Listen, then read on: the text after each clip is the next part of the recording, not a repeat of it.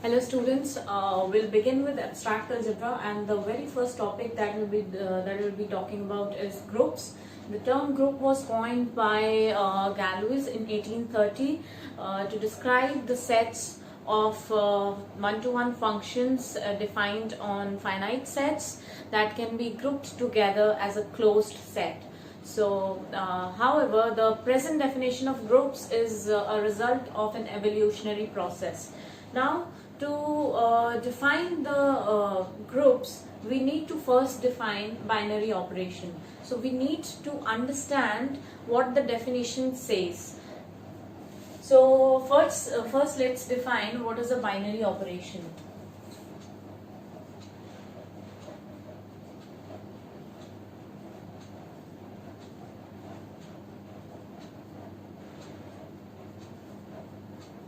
As the name says, binary, so the operands will be 2. So this operation is defined on 2 operands. So the definition is as follows: let G be a set, a binary operation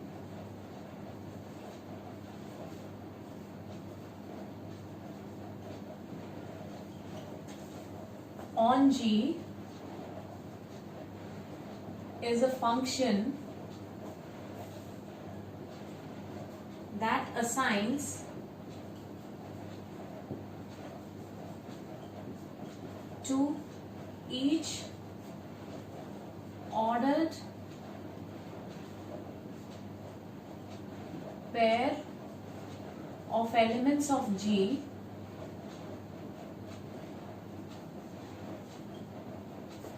an element in G.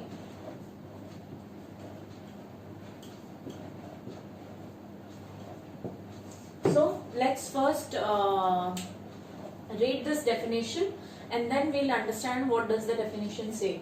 So first of all, let G be a set.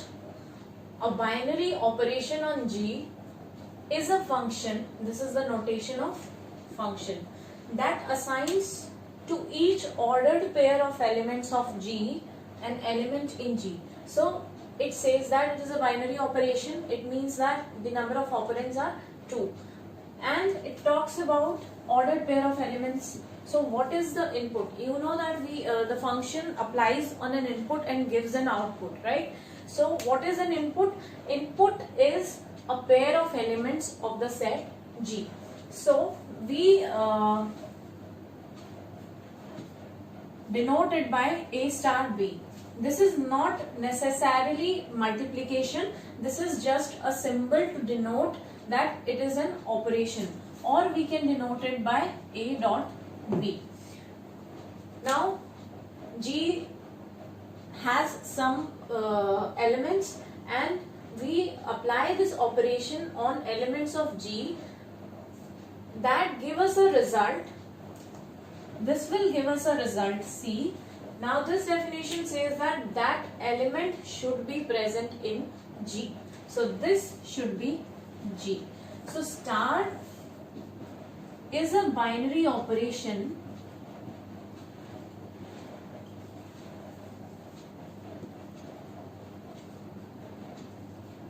on G if for every A, B belonging to G, this is the symbol of for every, this is the symbol. It means that these elements belong to the set G, and I will be using these symbols very frequently in all the videos. And for every A, B belonging to G, we have that A star B should belong to G. Then this is a binary operation.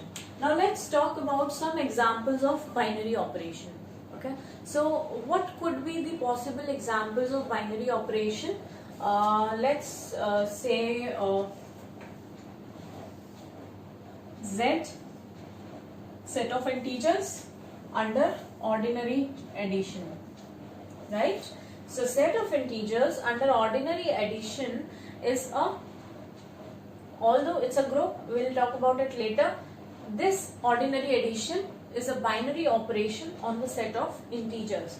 Similarly, set of integers under ordinary multiplication.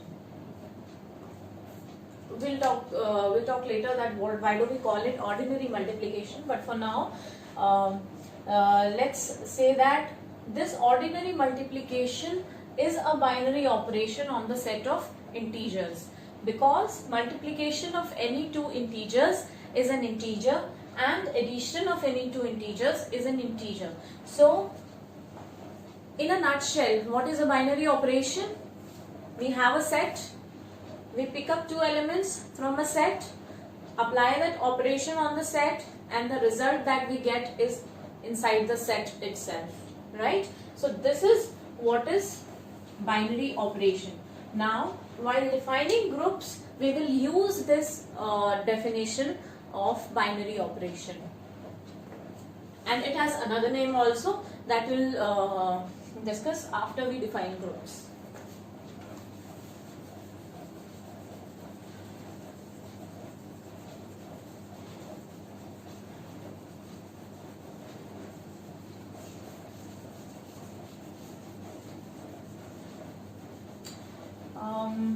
In the meantime, you people can think of more examples of binary operation. You will get many.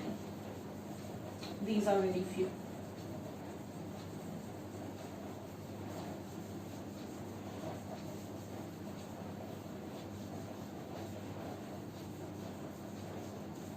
Okay. Now let's define what is a group. Okay. So let's first define the group, and then we'll take its examples and other properties. Now, what is a group? Let G is a non-empty set together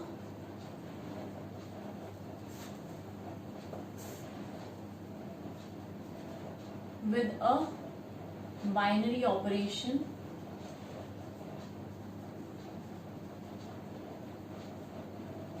star, or you can say dot. Okay, so let G is a non-empty set together with a binary operation star or dot.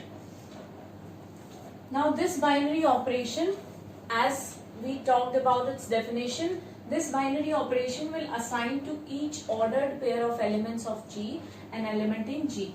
Okay, so we say that G is a group under this operation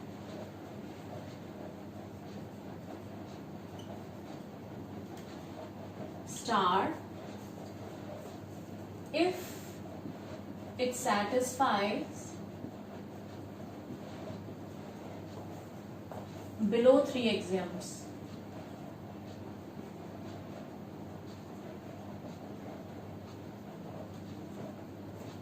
What is the first axiom?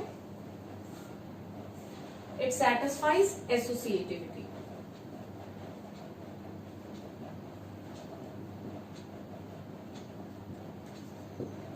Associativity means that A star B star C is equals to A star B star C for every A, B, C that belongs to G. Second axiom is existence of identity. In that particular set, there must be an identity. What do we understand by an identity element? So, identity, let's talk about that. Identity. So, there exists an element, that this is a symbol of there exists an element E belonging to G. There exists an element in G such that EA is equals to AE for every A that belongs to G. So this is the definition of an identity element. Okay, it is commutative both ways. Commutative, will again define it later on.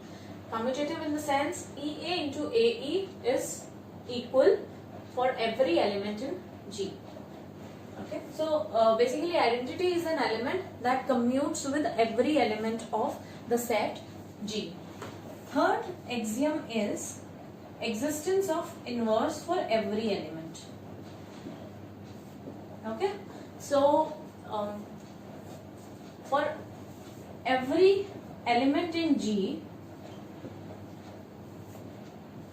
there exists B belonging to G such that AB is equals to BA for every AB is equals to BA is equals to E. So this is purely the very simple definition of an inverse, which we would have talked about in our school level classes in maths. We would have learnt in our high school that inverse of an element, say inverse of 5 is 1 by 5, inverse of 4 is 1 by 4. So what is an inverse? Inverse is an element by which when we multiply the element by its inverse, its value should be 1. This is a general definition we have learnt in high school for real numbers. Here in groups we might need not talk about only real numbers, right? We usually in our high school learn about the operations on set of real numbers, but they might vary depending upon the set. So let's understand this definition once more. Capital G is a non-empty set. Each and every point of definition is important, because if G is empty, what will you apply operation on? So G is a non-empty set together with a binary operation. To define a group, you need two things. One is a set, second is an operation. Okay, and that operation applies on any two elements of that set. G is a group under the operation star if it satisfies below three axioms. First is associativity. Associativity is A into BC is equals to AB into C for each element in G. For every, this says that for every, this is a symbol. For beginners, let's define each and every symbol. For every A, B and C belonging to G. Second is identity. It says that there exists an element in G which commutes with every element of G. So EA is equals to EAE for every A in G. Third axiom is inverse. For every A belonging to G, there exists B belonging to G. There exists an element in G such that AB is equals to BA is equals to E. So there are three axioms. First one associativity, second one existence of identity, third one existence of inverse for each element. So that was the definition of group. Let's not remove this and take few very simple examples of groups. Okay. So is Z plus a group? Yes, this is a example of a group, because first of all we need to prove that this is closed under addition. Okay, set of integers is closed under ordinary addition. So addition of any two integers is an integer. Okay, so this is the representation is a set of integers. Similarly, R, set of all real numbers, is also a group. Actually, let's talk about it.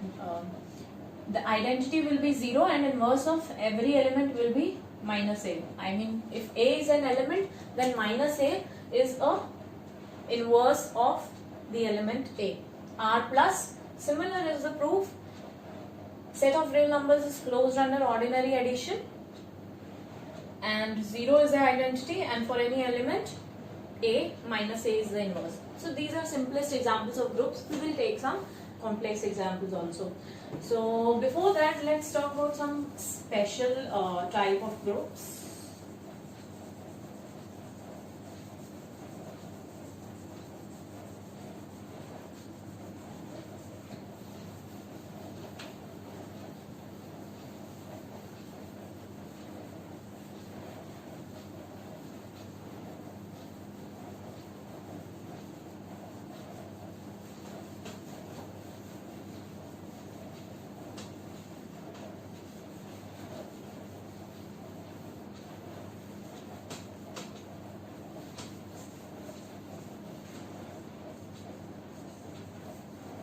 Always remember one thing, especially in mathematics or in any field, whenever you are studying a definition, study each and every word of that definition, because the definitions are not like you have to learn them or mug up those definitions from exam point of view, because if you do not understand each and every point, whenever you are given with a problem in an exam, each and every word of that definition plays a role, and that can change the answer. Okay, so this is very important to be very clear with the concepts. We studied groups. We have abelian groups also.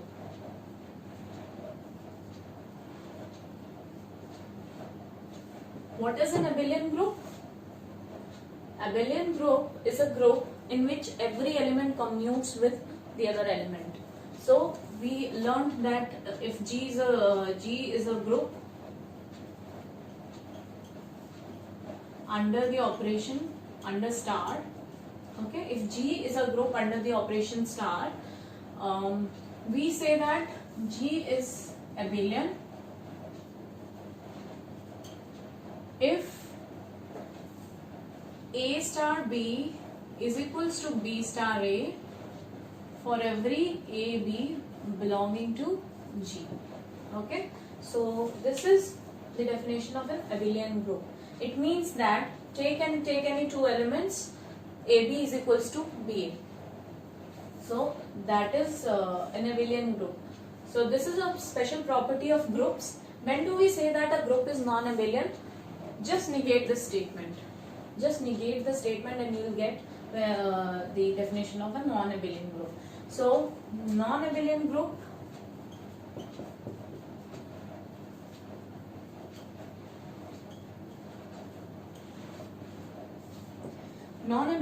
means there exists a pair of elements in G such that AB is not equal to BA.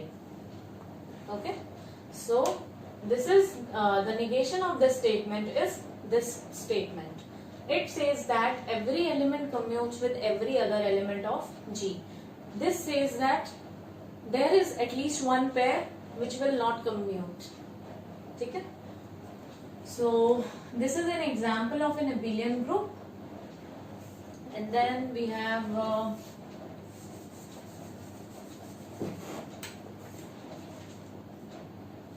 okay.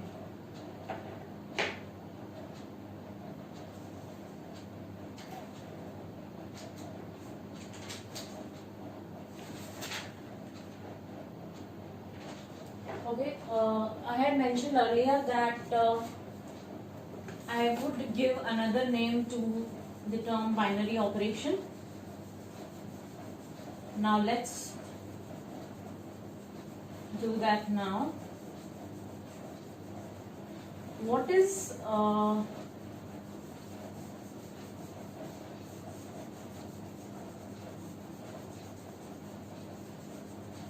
since we remember that A star B was a binary operation on G if and only if A star B belongs to G for every A, B in G, right? So A star B was a binary operation on G if and only if A star B belongs to G for every A, B in G. Another name for this property is closure. Okay, so when G is any set and star is in operation, is a binary operation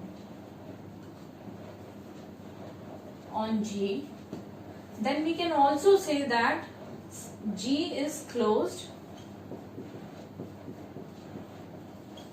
under star, under the operation